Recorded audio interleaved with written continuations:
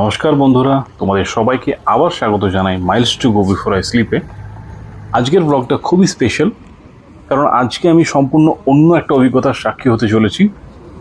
এখন আমি যাচ্ছি ইসকন টেম্পল প্রেমিসেসে, বাট আজকের উদ্দেশ্যটা পুজো রিলেটেড কিছু নয়। এখানে হিন্দুস্তানি সমাজ মস্কো দ্বারা একটা হাস্যকবি সম্মেলনের আয়োজন করা হয়েছে। আমরা যারা বিদেশে থাকি তাদের মনের মধ্যে একটু একটু করে নিজের দেশের মাটি আর ভাষার জন্য কেমন যেন একটা ব্যথা কাজ করে, তাই না? বিশেষ করে হিন্দি ভাষার মজা, তার ঠাট্টা মশকরা, যুক্তি তর্ক, এগুলো খুব মিস করি। তাই মস্কোতে বসে ভারতের বিখ্যাত হাস্যকবি আর শায়রদের লাইভ পারফরমেন্স, এই অভিজ্ঞতাটা আমি তোমাদের সাথে শেয়ার করছি। इस भव्य जहाज में और हिंदुस्तानी समाज का ये जहाज हास्य कप्तान आपकी नैया पार लगाएंगे और आपको खुद ठाकुर की लहरों पर हिचकोले खिलाएंगे। भावों के समुद्र প্রোগ্রামের শুরুতেই হিন্দুস্তানি সমাজ মস্কোর প্রেসিডেন্ট শ্রী কাশ্মীরি সিং, যিনি প্রবাসী ভারতীয় সম্মানেও সম্মানিত হয়েছেন ভারত সরকার দ্বারা, তিনি দর্শকদের স্বাগত জানালেন এবং Indian ambassador to the Russian federation his excellency Shri Binay কুমারকে স্টেজে আমন্ত্রণ জানালেন দীপ প্রজ্বলিত করার জন্য। इस बार जो दो भारतीय संस्थाओं को, एक व्यक्ति को और एक संस्था को जो प्रवासी भारतीय सम्मान मिला, वो मॉस्को में रहने वाले हर भारतवासी के लिए, भारत मूल के व्यक्ति के लिए और सभी संस्थानों के लिए गर्व का विषय है। क्योंकि मैं नहीं बता सकता क्यों इतना समय लगा, लेकिन वो कहते हैं देर आए दुरुस्त।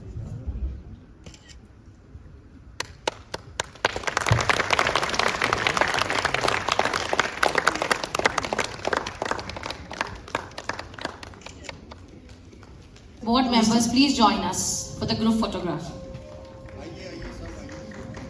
की तरफ से नवाजा गया है। हमारे भूतपूर्व प्रधानमंत्री श्री अटल बिहारी वाजपेयी और भूतपूर्व राष्ट्रपति डॉक्टर शंकर दयाल शर्मा जी से भी यह सम्मानित हो चुके हैं। इन्होंने दूरदर्शन काल से अपने योगदान सराहनीय है और आज के दौर के श्रेष्ठतम हास्य कवि एवं रचनाकारों में गिने जाते हैं। तो जोरदार तालियों के साथ उनका स्वागत कीजिए। और हमारे अगले कवि जो हम सभी के बीच मौजूद हैं वो हैं श्री चिराग जैन जी, और इन्हें टेलीविजन और कवि सम्मेलन की दुनिया में मनोरंजन का पर्यायवाची माना जाता है। जैन जी अब बारी आती है गौरव शर्मा जी की। श्री गौरव शर्मा जी ने टीवी जगत में बहुत धूम मचाई है। श्री शर्मा जी कॉमेडी का किंग कॉन और स्टार चैनल के कार्यक्रम the great Indian laughter channel 2 के विजेता रहे। তো চলো শুরু করা যাক। ये बता दिया कि आज से कभी इधर का उधर कर देते हैं। सर हम ऐसा कुछ नहीं करेंगे, हम इधर का इधर ही रहने देंगे और उधर का उधर ही रहने देंगे। मास्को नदी के तट पर बसे हुए लोगों को, गंगा नदी पे तट पर बसे हुए लोगों को प्रणाम करते हैं। और ये कुछ लोग जो मोबाइल लेकर कोशिश कर रहे हैं हमारा वीडियो बनाने की, कोई फायदा नहीं है। इस मोबाइल की स्क्रीन ने आपसे जिंदगी के सारे रंग छीन लिए हैं। जिंदगी बहुत खूबसूरत है। थोड़ी देर के लिए ये मोबाइल हटाइए अपनी आंखों के सामने से, हम जिंदा आपके सामने हैं। मैंने कहा क्रियाक्रम नहीं कार्यक्रम, बोले एक ही बात है।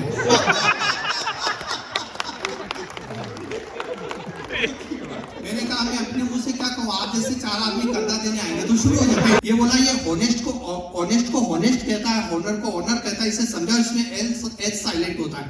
यह सुनकर अरुण जी ने थोड़ी देर अपना सर पकड़ लिया। थोड़ी देर तक तो सदमे में रहे, फिर बोले मुझे एक बात बताओ, जब तुम दोनों को इंग्लिश का नॉलेज ही नहीं है,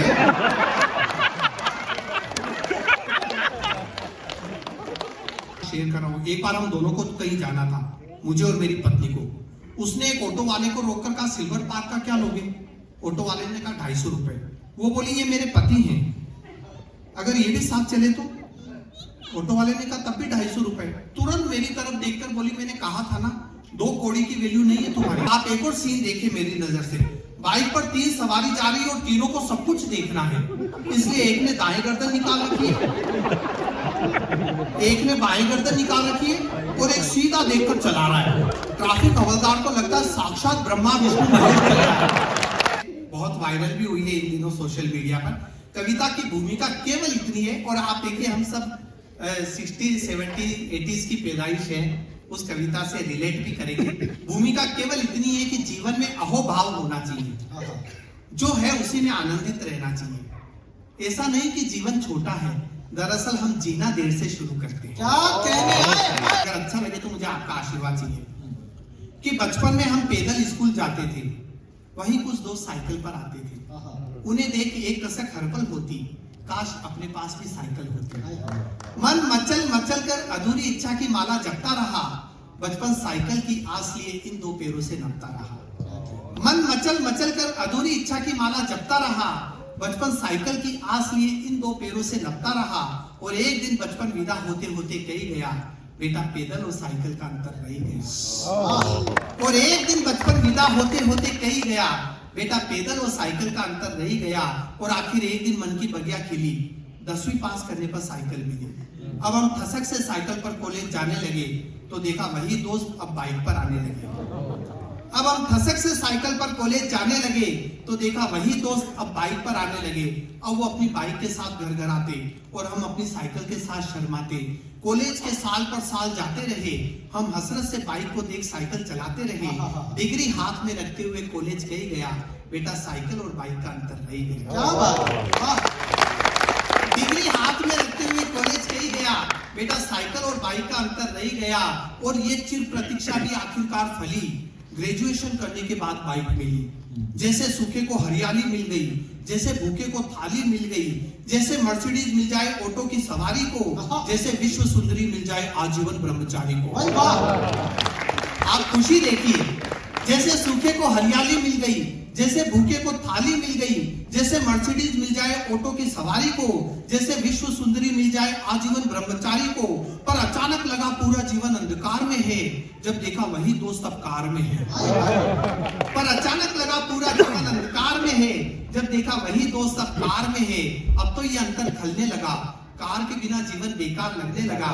और 2 पंक्तियां देखिए जिंदगी की, कि कॉलेज की विदाई के बाद जिंदगी यूं रूबरू हुई, अब परीक्षा की जिंदगी खत्म और जिंदगी की परीक्षा शुरू हुई। कॉलेज की विदाई के बाद जिंदगी यूं रूबरू हुई, अब परीक्षा की जिंदगी खत्म और जिंदगी की परीक्षा शुरू हुई। अब जीवन की असली दौड़ शुरू हुई, एक दूसरे से आगे बढ़ने की होड़ शुरू हुई। ख्वाहिशों और जरूरतों के बीच रस्साकसी चलती रही, एक कार की आस में जिंदगी गुजरती रही। और आखिरकार जीवन की आपाधापी से फुर्सत निकाल कर, सारी जमा पूंजी जोड़ जाड़ कर जब कार खरीदने की हैसियत हो गई, तब तक हाई सोसाइटी हेल्थ कॉन्शियस हो गई। जब कार खरीदने की हैसियत हो गई, तब तक हाई सोसाइटी हेल्थ कॉन्शियस हो गई। स्लिम फिट बॉडी की ऐसी सनक चढ़ी कि अपने अंदर की चर्बी से लड़ पड़ी। डाइटिशियन को देने लगी आधी salary to burn their extra calorie. भले काबू में ना हो सांस, पर फैशन में आ गया जुम्बा डांस। जब हम शोरूम से नई कार खरीद कर घर ला रहे थे तो देखा हमारे वही दोस्त साइकिल से जिम जा रहे थे। तो देखा हमारे वही दोस्त साइकिल से जिम जा रहे थे। जाते जाते एक दोस्त आंख मारकर कही गया, बेटा जो अंतर बचपन में था वो अंतर रह गया।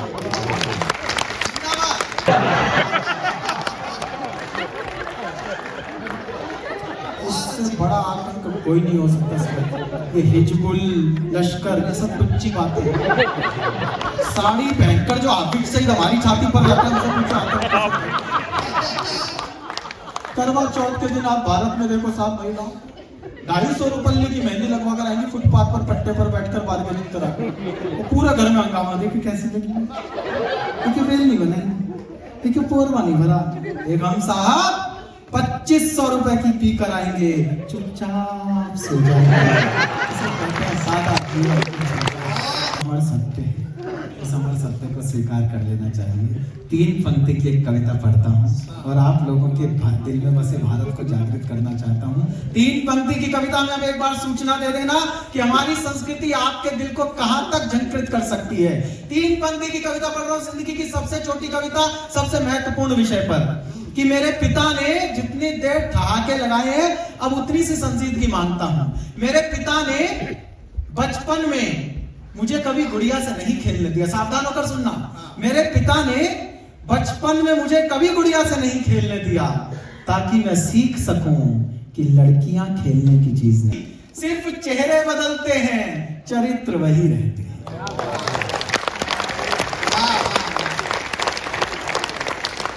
और 20 साल की भारत की राजनीति पढ़ता हूं, ना किसी के विरोध में ना किसी के पक्ष में, बस आप लोगों का हालात देखना चाहता हूं। लोकतंत्र पढ़ता हूं, पिछली सरकार में और वर्तमान सरकार में कश्मीर जी इतना सा अंतर है।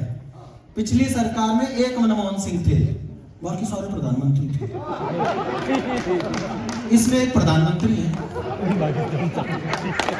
मैंने कहा क्या वर्क फ्रॉम होम, बताओ हम कैसे करें।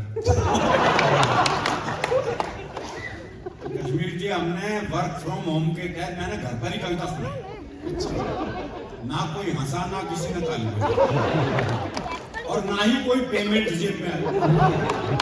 कई कष्ट एक साथ थे।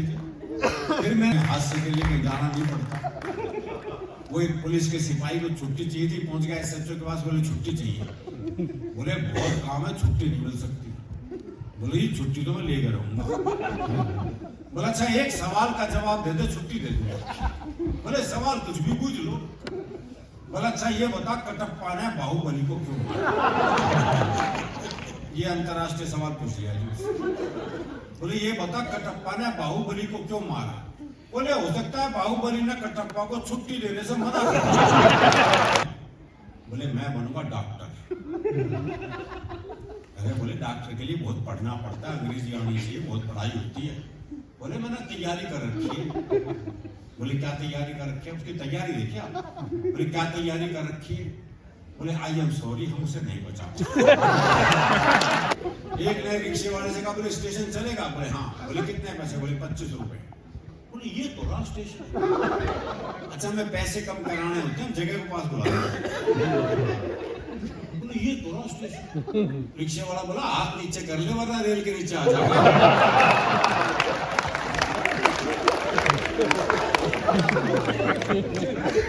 वो एक हलवाई की दुकान में भाई ने चिपके जलेबी खाई भरपेट। जब पैसे देने का नंबर आया, भाई ने जेब झाड़ दी, बोले पैसे दो नहीं। अब दुकानदार दुकान से बाहर निकला, 15-20 मिनट तबीयत से धुना पीटा उसे। जब खुद थक गया पीट पीट कर, तो वापस दुकान में चला गया। अच्छा वो भी कपड़े झाड़ के खड़ा हो गया। बोले अब तो खड़ा है, जा। बोले इसी भाव 1 किलो। प्रेमी ने प्रेमिका को जैसे ही सीने से लगाया तो प्रेमिका बोली तेरा दिल बड़ा कुरकुरा है। बोले दिल कुरकुरा कौन है? तेरा बीड़ी का बंडल।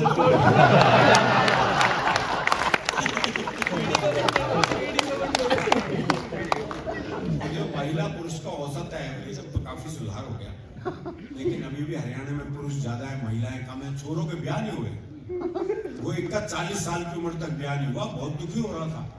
अपने दोस्त से बोला यार मैंने तो लगा मेरी वादी भ्रूण हत्या में मारी। सर ये तकलीफ है हमारी, और ये तकलीफ तब और बढ़ जाती है जब ओलंपिक हो, पैरा ओलंपिक हो, कॉमनवेल्थ गेम हो या एशियाड हो, जब हरियाणा की छोरियां पदक लेकर आती हैं।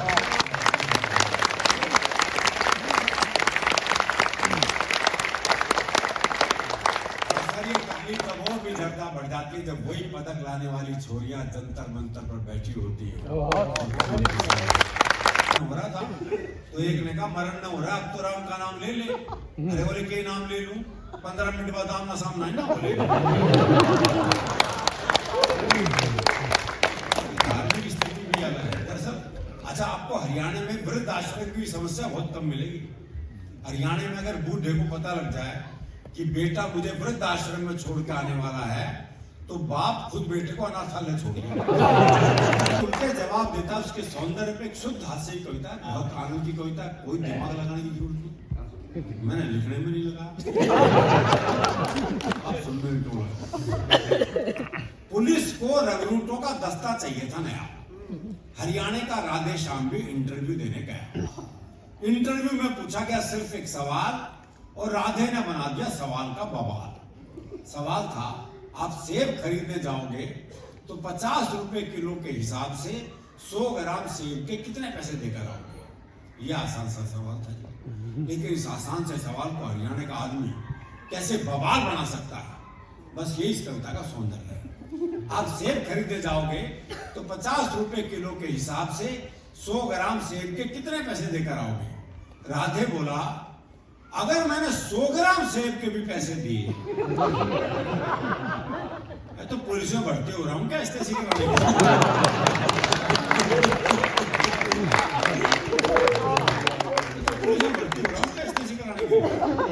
साहब को जवाब में मजा आया। उन्होंने सवाल को आगे बढ़ाया। राधे बोला, आवाज करो, पूरी पेटी आपके घर में। अच्छा, तुम्हारी पत्नी तो पुलिस में नहीं है ना, वो जाएगी तो 100 ग्राम सेब के कितने पैसे देकर आएगी? राधे बोला, साहब मैं अपनी पत्नी को आपसे ज्यादा जानता हूं। उसे खरीदारी का है बहुत चाव, पर उसे 100 ग्राम खरीदने होंगे तो 100 ग्राम का पूछेगी भाव। धन्यवाद हमारी ऑडियंस का, इतनी प्यारी ऑडियंस जो हमारे साथ बनी रही लगातार। Thank you so much.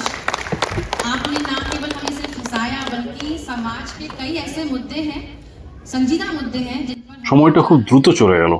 এই ধরনের আয়োজন সত্যি আমাদের বলে দেয় আমরা যেখানেই থাকি না কেন আমাদের এই ভারতীয়তা, এই হাসির সংস্কৃতি পরস্পরের সঙ্গে শেয়ার করার ইচ্ছেটাই সবচেয়ে বড় জিনিস। হিন্দুস্তানি সমাজ মস্কো আর ইসকন মস্কো টিমকে অনেক ধন্যবাদ।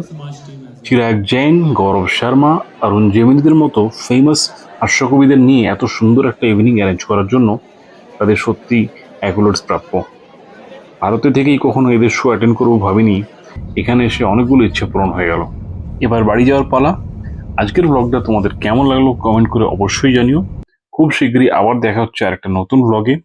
Till then, take care, good bye.